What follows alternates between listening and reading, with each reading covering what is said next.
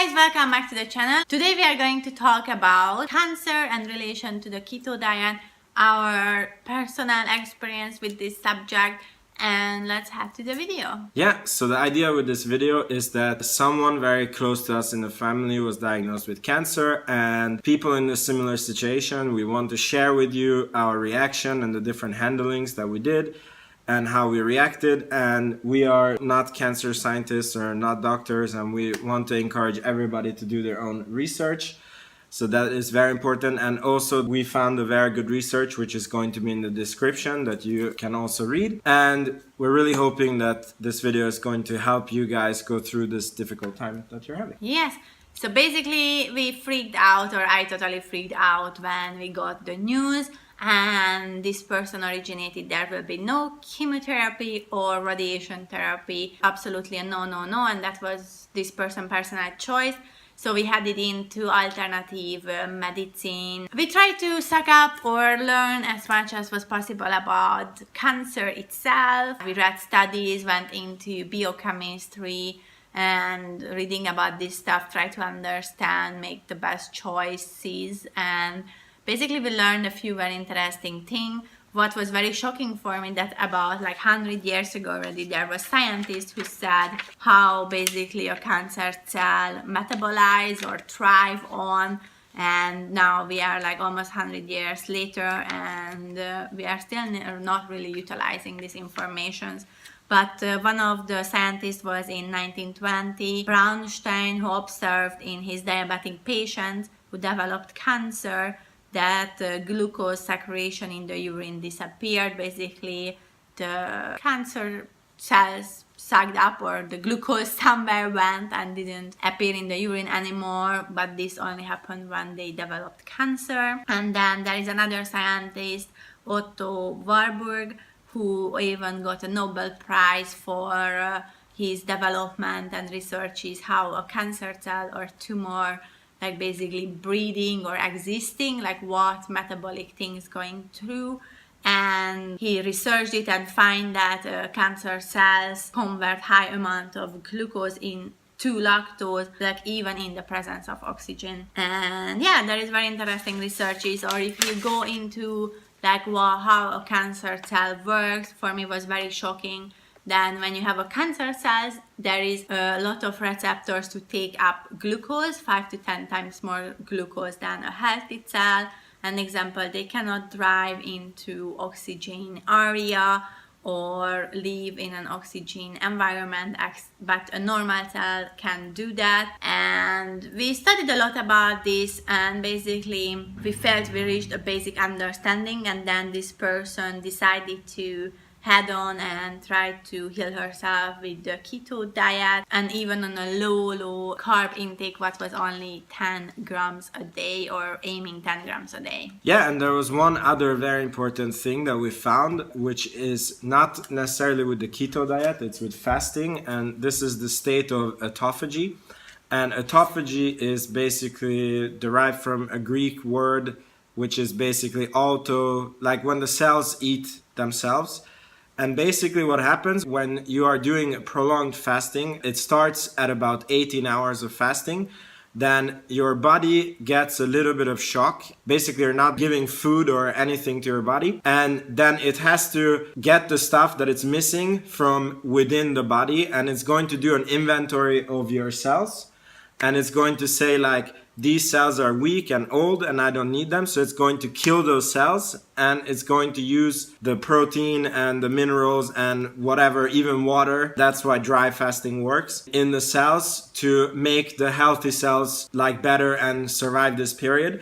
So we actually, in the research that we did, we found that if you eat once a day, then you attack cancer from another way, because when your body's doing this inventory, it's going to find that these cancer cells are not the good and healthy cells, and it's basically going to start breaking them down. And there was a third thing which Ivett also mentioned. Yeah, it's basically have to do with your insulin level. Basically patients who have cancer, they are insulin resistant, and it's in this study, I will link it below. They also talk about low glycemic index food, meaning that you don't consume anything what spikes your blood sugar spikes your insulin, and basically you need food what keeps your blood sugar level on a constant level, no ups and no downs basically, because that also affects very much the growth of cancer cells. Yes. Also in the study is written that cancer cells cannot thrive in oxygen-rich environment, and ketones, they carry a lot more oxygen than glucose, and that's why when you're on the keto diet you experience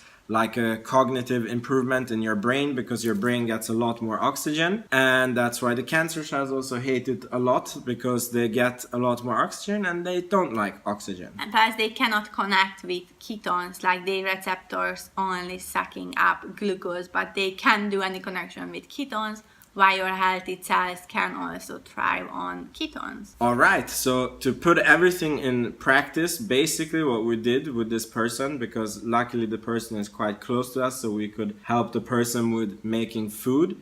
So what is it that we implemented? Basically, we aimed for 10 grams of carbs a day. We even included veggies in this 10 grams of carbs, so basically this 10 grams was taken by the veggies mainly. We went for long fast, like 23 hours of fast a day. And we supplemented with some herbs and different things also during this time. And basically this so far what we did. Alright. How's this person feeling? I think this person feels really good, or at least this is the feedback we are getting, feeling confident that the body will heal. Of course, this person working with the doctors and went through all the medical checks, did everything what the doctors suggested to do to get a full diagnosis, and there will be a surgery very soon to take the cancer out. But despite all of these, all her results and everything are perfect, and there is a general good state in the body, and is estimated for over like 90% of full recovery or survival. So we are very positive, and we don't know if it's the keto diet or intermittent fasting or eating once a day or keeping such a low carbs what basically created an environment in her body that there is a really good state despite there is cancer. And after the surgery, the estimated survival rate is over 98%.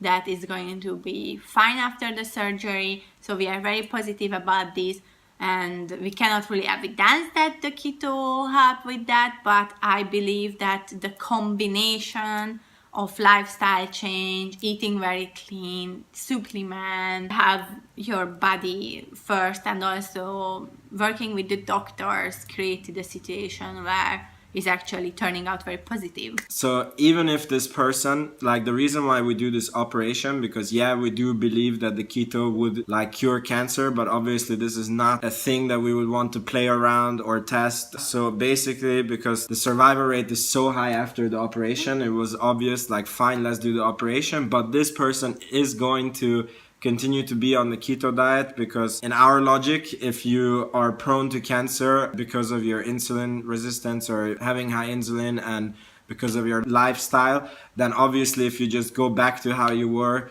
then you will just go back to getting the same condition as before. So we are going to continue with the keto diet, but this situation basically seems to be just handled like being under control, and even the doctors are very positive. Yeah.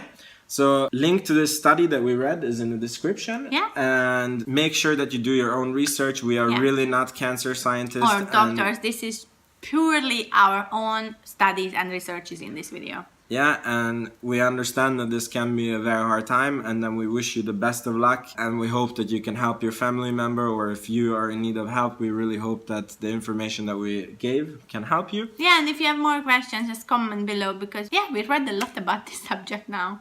Yeah, I hope you guys like this video and you subscribe, and we will see you in the next video. Ciao, ciao. Bye-bye.